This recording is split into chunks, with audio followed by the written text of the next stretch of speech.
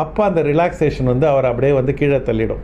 அதாவது James Alan ரொம்ப அழகாக சொல்லுவார், கஷ்டப்பட்டு சம்பாதித்த வெற்றி சரியாக கண்காணிக்கப்படவில்லை என்றால் ஆங்கே தோல்வியின் விதைகள் ஊன்றப்பட்டு இருக்கிறது அப்படின்னு சொல்லுவார். அதுதான் வந்து நடந்தது. அந்த 3 வருஷம் பண்ணி 6 கோடி பண்ண அப்புறம் நான் இப்படி ரிலாக்ஸ் பண்ணிவிட்டு, சரி நான் இதுக்கு மேலே வந்து அப்படி கொஞ்சம் ஜாலியாக ஃபேஷன் ஷோ, அதுக்கப்புறம் வந்து இது பார்ட்டி, அதுக்கப்புறம் வந்து கார்ஸு, இது ப்ரெஸ் மீட்டு, இப்படி எல்லாம் வந்து இது பண்ணோடனே என்னோட டிஸ்ட்ராக்ட் ஆகிட்டேன். நான் டிஸ்ட்ராக்ட் ஆகிட்டு என்னால் வந்து என்ன பண்ணுறதுன்னு தெரில. அடுத்து வந்து நான் வந்து ஒரு இது ஒன்று பண்ணேன், என்ன சொல்கிறது, எதாவது மாற்றி பண்ணும் அப்படின்னு சொல்லிட்டு வந்து ஒரு மவுத் ஃப்ரெஷ்னர், இந்த நெல்லிக்காய் மவுத் ஃப்ரெஷ்னர் அப்போ ரொம்ப பாப்புலராக இருந்தது, அது ஒன்று லான்ச் பண்ணேன். அது ஒரு ஃபெயிலியர் ஆச்சு.